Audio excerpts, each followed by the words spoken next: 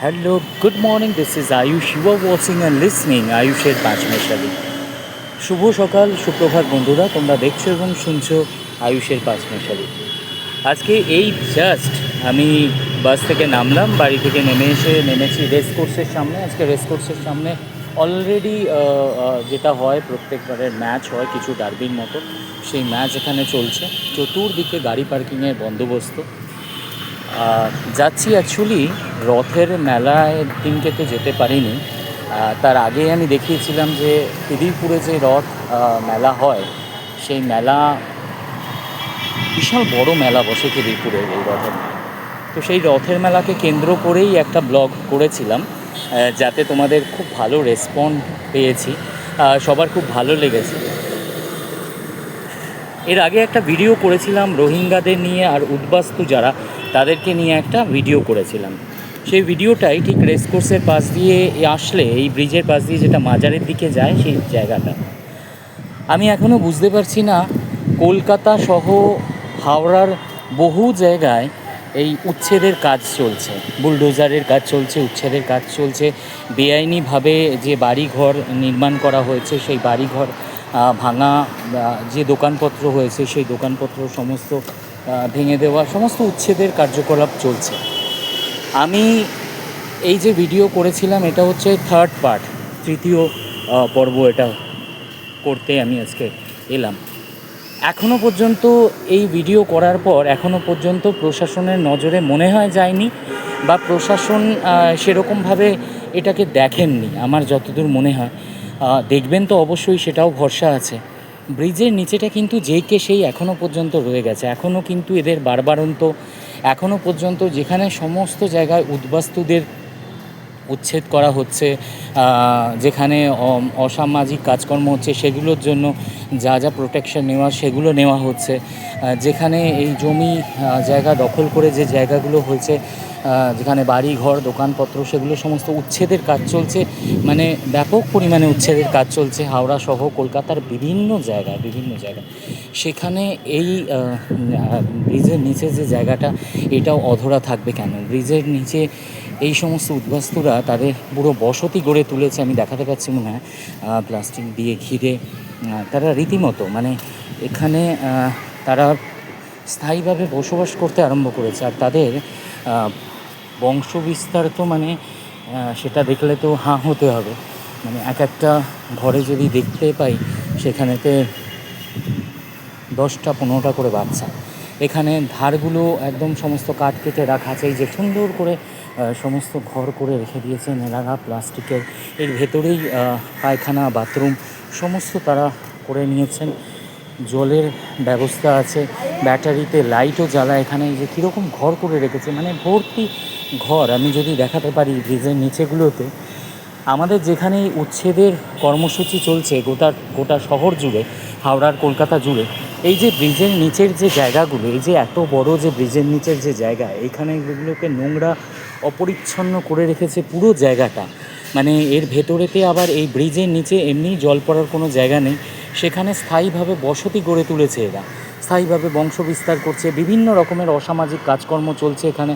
এর আগেও আমি সেগুলোকে দেখিয়েছি, এর আগেও এগুলো নিয়ে আমার 1 মিলিয়ন ভিউ হয়েছে। আমি শুধুমাত্র প্রশাসনের যাতে চোখে যায়, কেন এই উদ্বাস্তুরা আমাদের শহরে এসে থাকবে এরকমভাবে, কেন এই উদ্বাস্তুরা আমাদের জায়গাকে এরকম নোংরা করে রাখবে। যেখানে কলকাতা আমাদের কল্লোলিনী কলকাতা বলেই আমরা জানি, আমাদের মহানগরী কলকাতা, সেখানে কেন কেন এইগুলো হবে? কেন আমরা বরদাস্ত করব? যেখানে উচ্ছেদের কাজ চলছে, সবাই আমরা সেখানেতে এটার মধ্যে সায়ও দিয়েছি যে হ্যাঁ, যেখানে বেদখলই আছে, যেখানে জোর জবরদস্তি করে ঘর করে রাখা হয়েছে, সেই সব জায়গা উচ্ছেদ করাটা একদম দরকার। তাহলে এরা কেন তার বাইরে?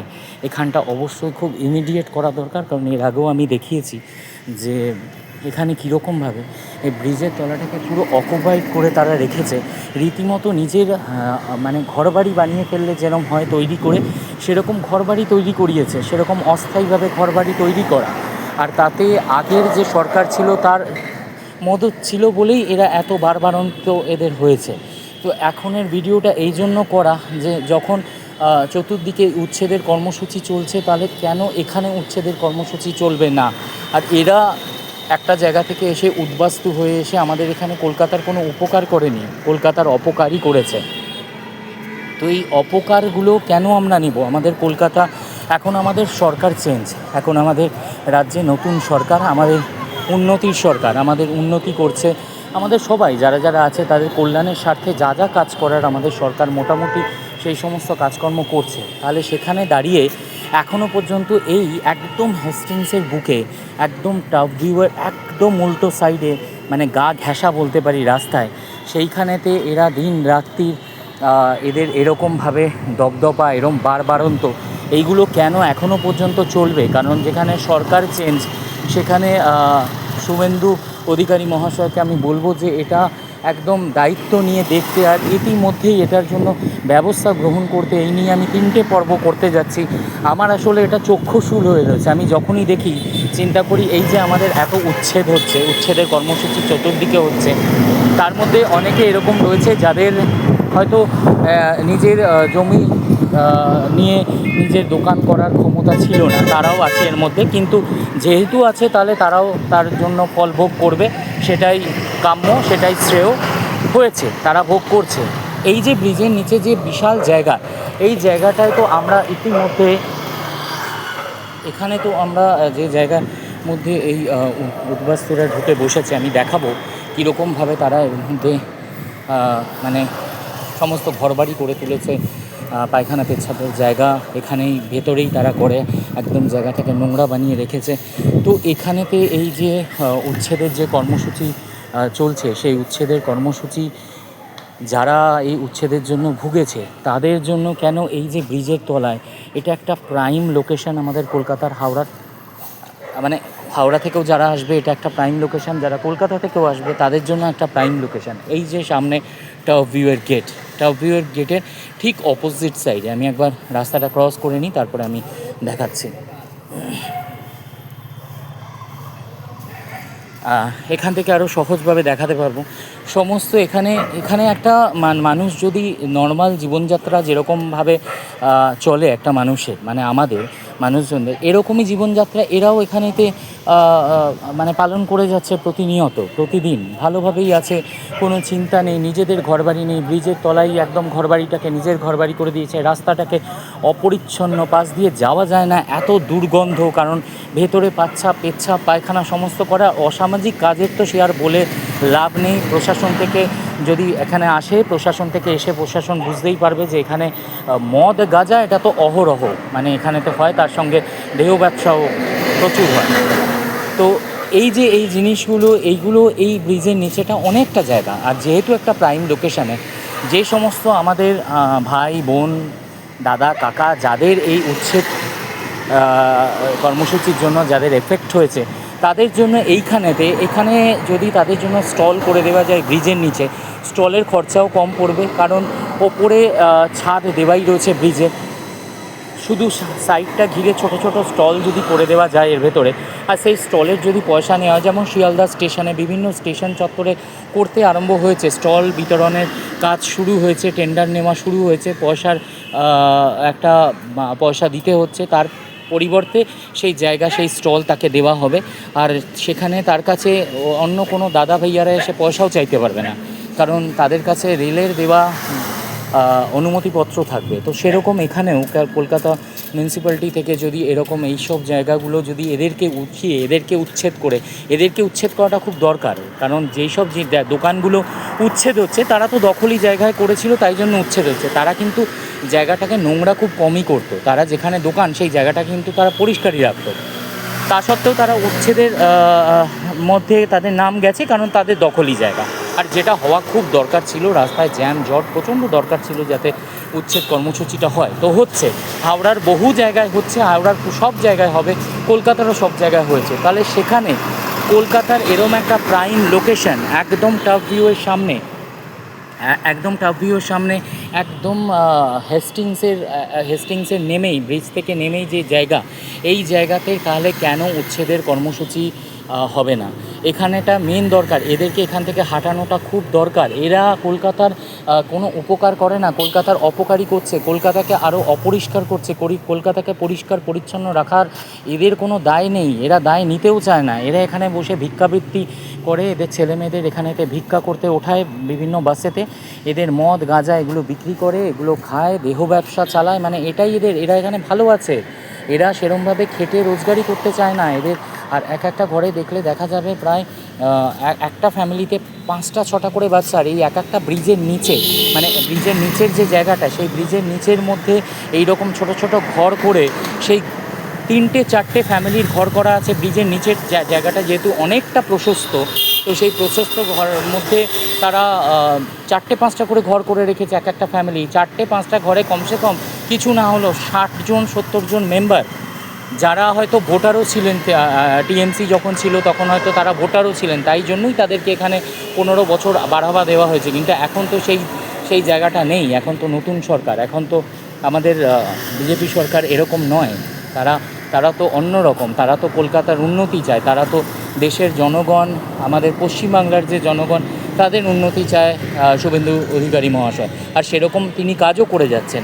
তো সেখানে দাঁড়িয়ে এইরকম একটা প্রাইম লোকেশনের ওপরে যে ব্ল্যাক স্পট, সেই ব্ল্যাক স্পটটাকে ইতিমধ্যে রীতিমতো খুব তাড়াতাড়ি, যত তাড়াতাড়ি সম্ভব তত তাড়াতাড়ি রিমুভ করাটা দরকার বলে আমার মনে হয়। আর তোমরা যারা দেখছো বন্ধুরা, তারাও আমাকে অবশ্যই কমেন্ট করে জানিও যে এখানটায় এরকম থাকাটা উচিত কি না। কারণ এখানটা দিনে দিনে এদের যেরকম বসতি গড়ে উঠছে, এরা কোনো দিন, যদিও সেটা সম্ভব নয়, মনে হচ্ছে গোটা ক্যালকাটাটাই, মানে গোটা হেস্টিংসটাই তারা তাদের আয়ত্তের মধ্যে নিয়ে চলে এসছে। গোটা হেস্টিংসটাই তাদের আন্ডারে হয়ে গেছে।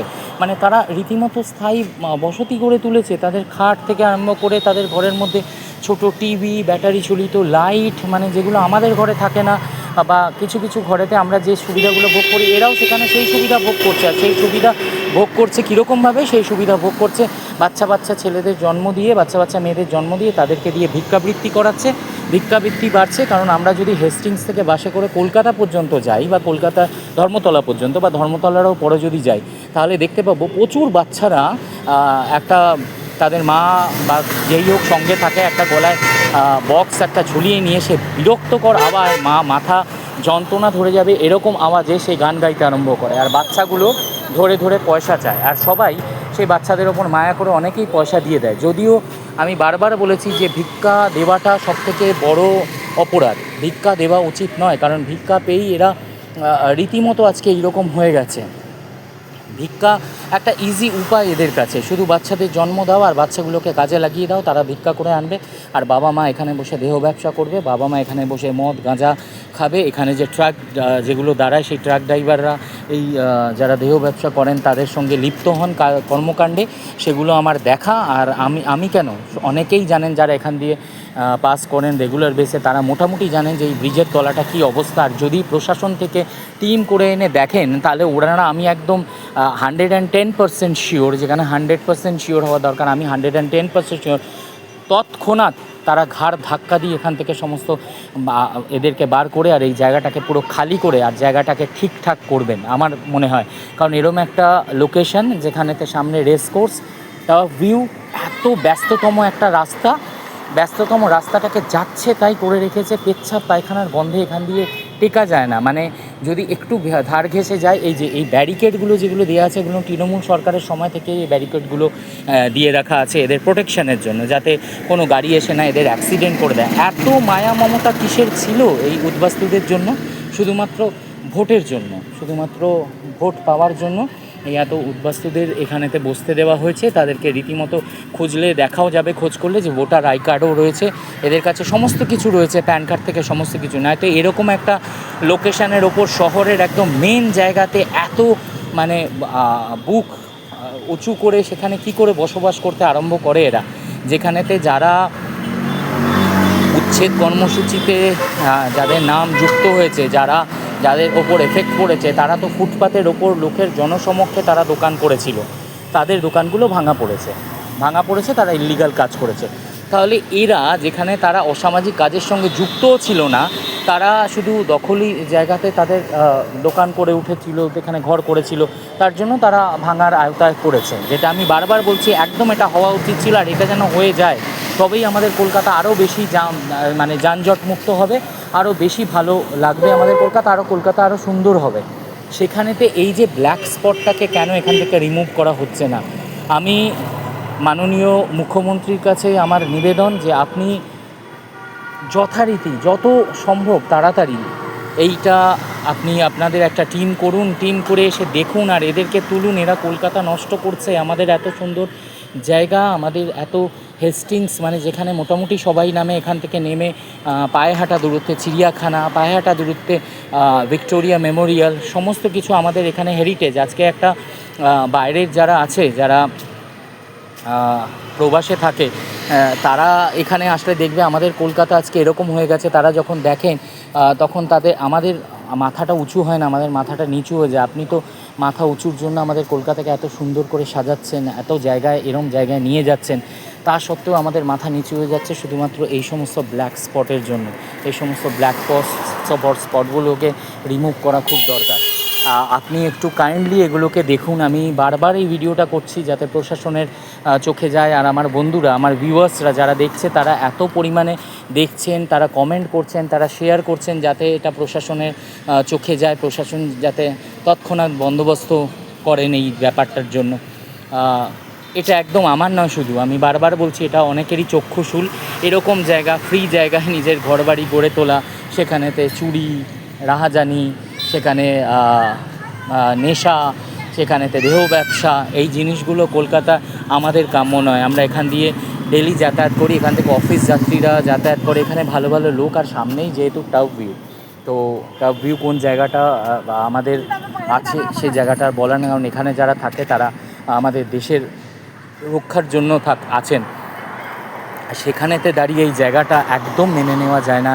কী অবস্থা, মানে আমি যখনই তাকিয়ে দেখছি, রীতিমতো মানে বাঁশ দিয়ে ঘর করে, সেই ঘরের মধ্যে চতুর্দিক দিয়ে কি সুন্দর তিরপল দিয়ে, চট দিয়ে, প্লাস্টিক দিয়ে ঘিরে একটা ঘর, রান্নাঘরের জায়গা, রান্নার বাসনপত্র ধোয়ার জন্য একটা জায়গা, জলের জোগাড়, মানে সমস্ত কিছু কি সুন্দর করে রেখেছে। অন্ধকার নামার সঙ্গে সঙ্গে এদের ঘরে লাইট জ্বলে ওঠে, ব্যাটারি চালিত লাইটটাও আবার, মানে সেই সমস্তরও বন্দোবস্ত এনারা করে রেখেছেন। সেই ব্যাটারির চার্জ দেন কোথা থেকে এনারা?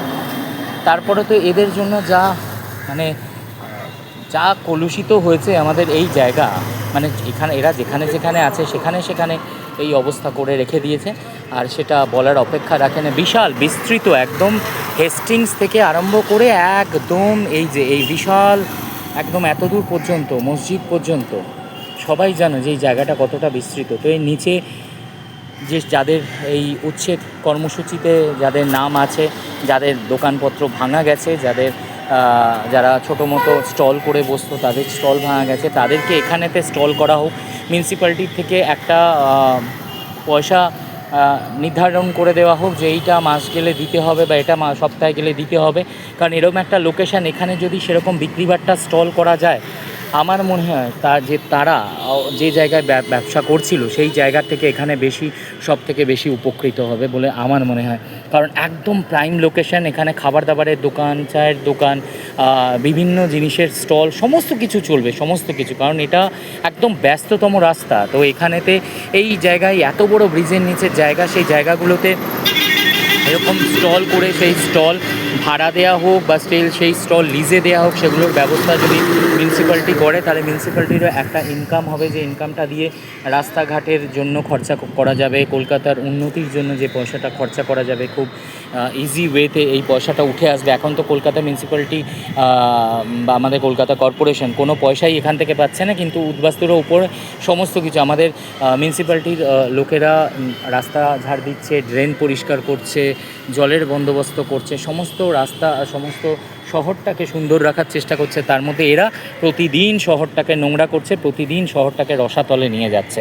তাই জন্যে এই জায়গাটাকে যদি কাজে লাগিয়ে, এই জায়গা থেকে যদি মিউনিসিপ্যালিটির কোনো ইনকাম করার জায়গা আছে, অবশ্যই ইনকাম করার জায়গা আছে, পার্কিং করে দেওয়া যায়, বিশাল লট। এখানে যেমন যেদিনকে রেস কোর্সেতে কিছু হয়, রেস থাকে, ডার্বি ম্যাচ ফ্যাচ থাকে সেদিনকে যেমন এখানেতে পার্কিংয়ের বিশাল, যেমন আজকে আছে সেরকম পার্কিংয়ের বিশাল বড় জায়গা, লোকে এখানে পার্কিং করতে লোকের সুবিধাও হবে, কারণ এটা এমন একটা জায়গা যেখানে ওপরটা একদম ঢাকা, ব্রিজের নিচে গাড়ি ভেজবারও কোনো জায়গা নেই, গাড়ি ভালোভাবে অক্ষত থাকবে, বিশাল বড় পার্কিং হয়ে যাবে। আমি এই জায়গাটা অনেকটা চওড়া, এখানে টাটা এস বাস সমস্ত কিছু পার্কিং করার জায়গা আছে। সেই পার্কিং থেকেও ক্যালকাটা মিউনিসিপ্যালিটির একটা পয়সা আসবে, আর পয়সা আসবে যারা এখানেতে আছে সেই সব জায়গায় যদি স্টল করে সেই স্টলগুলো যদি দিয়ে দেওয়া হয় ভাড়াতে বা একটা লিজে, তাহলে সেখান থেকেও ক্যালকাটা মিউনিসিপ্যালিটির একটা ভালো ফান্ড এসে যাবে, যেই ফান্ডটা কলকাতার সমস্ত উন্নতির কাজে লাগবে। কলকাতার যা যা উন্নতি, যেখানে যেখানে যা যা কাজ করার হয় ক্যালকাটা মিউনিসিপ্যালিটি যেরম কাজ করেন সেই সমস্ত কাজগুলোর পেছনে সেই পয়সাগুলো খরচা হবে। তাহলে যে ফান্ডটা থাকে কলকাতা মিউনিসিপ্যালিটির, যে শহর পরিষ্কার পরিচ্ছন্ন করতে বা এই জমা জল হাঁটাতে বা যা কিছু কলকাতা সৌন্দর্যায়নের জন্য যে পয়সা খরচা করে যে ফান্ড থেকে, সেই ফান্ডের পয়সাটা থেকে যাবে, সেই ফান্ডটা কলকাতা মিউনিসিপ্যালিটি কর্পোরেশন অন্য জায়গায় খরচা করতে পারবে। কিন্তু আমাদের শহরের থেকে, আমাদের এই প্রাইম লোকেশনের থেকে, এই হেস্টিংস থেকে এই উদ্বাস্তুদের, এই রোহিঙ্গাদের, এদেরকে এখান থেকে হাঁটানোর ব্যবস্থা করুন।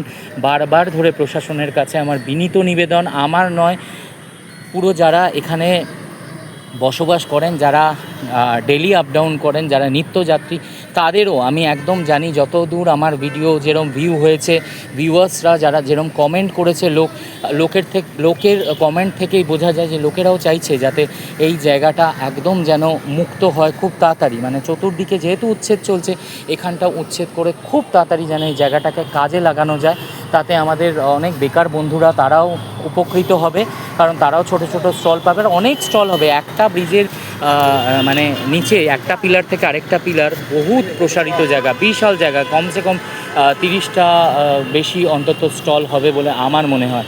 সেই 30টা স্টলের পয়সাও মিউনিসিপ্যালিটি পাবেন, আর সেই মিউনিসিপ্যালিটি সেই টাকাটা বিশাল একটা কাজে লাগবে। মানে মিউনিসিপ্যালিটি আমার থেকে অনেক বেশি ভালো জানে যে কোথায় কীরকমভাবে কী করবে। আমার শুধু যেটুকুনি মনে হয়েছে আমি প্রশাসনকে সেই নিজের যে ধারণাটা, সেই ধারণাটা শেয়ার করলাম।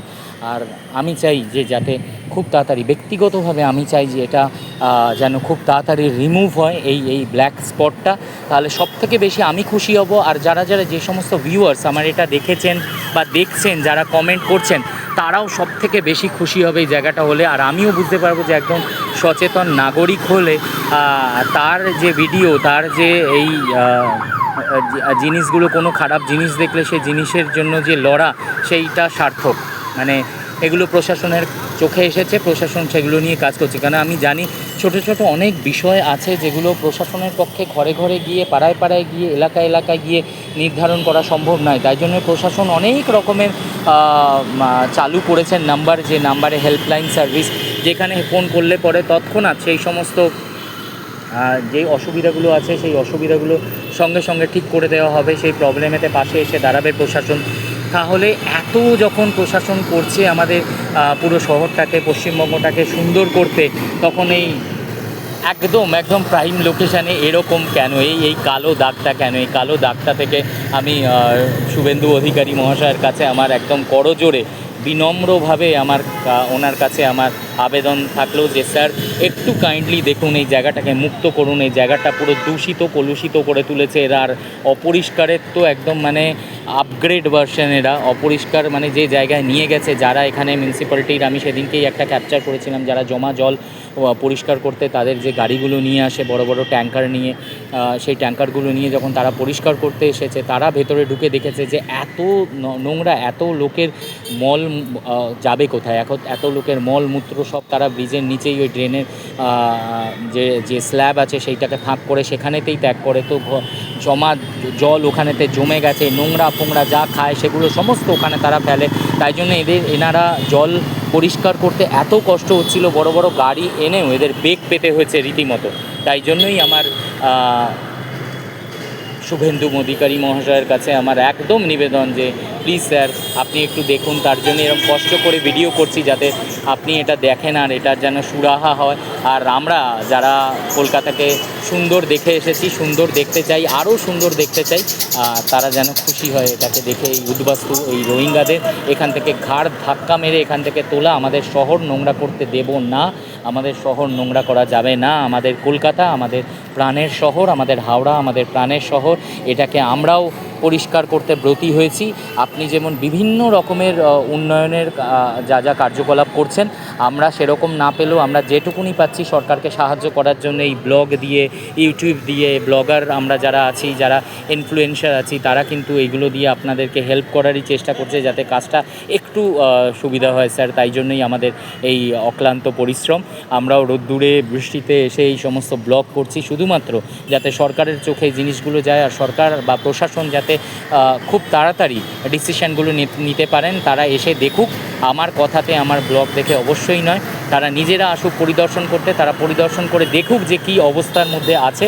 আর তারা, আমি একদম শিওর তারা আসবেন পরিদর্শন করতে, তারা সঙ্গে সঙ্গে এদের হাঁটানোর ব্যবস্থা করবে, কোনো নোটিশ দেওয়া নয়, তারা সেদিনকেই ব্যবস্থা করবে। এটুকুনি আমার প্রশাসনের ওপর ভরসা আছে। আর এইটুকুনি আমার এদের ওপর এত অবিশ্বাস জন্মে আছে যে এরা এমন করে রেখেছে, প্রশাসনের লোকজন আসলে একদম সঙ্গে সঙ্গে সেই মুহূর্তে এদেরকে ঘাড় ধাক্কা দিয়ে এখান থেকে হেস্টিংসের এই ব্রিজের নিচে থেকে বার করে আমি যেরকম বললাম যে সেরকম তারা ডেফিনেটলি কোনো প্ল্যান করবে পার্কিংয়ের বা কোনো স্টলের, যেখান থেকে ক্যালকাটা মিউনিসিপ্যালিটির একটা পয়সা যাতে কামাই হয়, আর সেই পয়সাটা যাতে অন্য কাজে লাগাতে পারে municipality corporation, Kolkata municipality corporation. তো বন্ধুরা, তোমরা যারা যারা এই ব্লগ দেখবে প্রচুর পরিমাণে শেয়ার করো। এটা আমার তৃতীয় পর্ব হলো রোহিঙ্গাদের, রুদবাস্তুদের নিয়ে।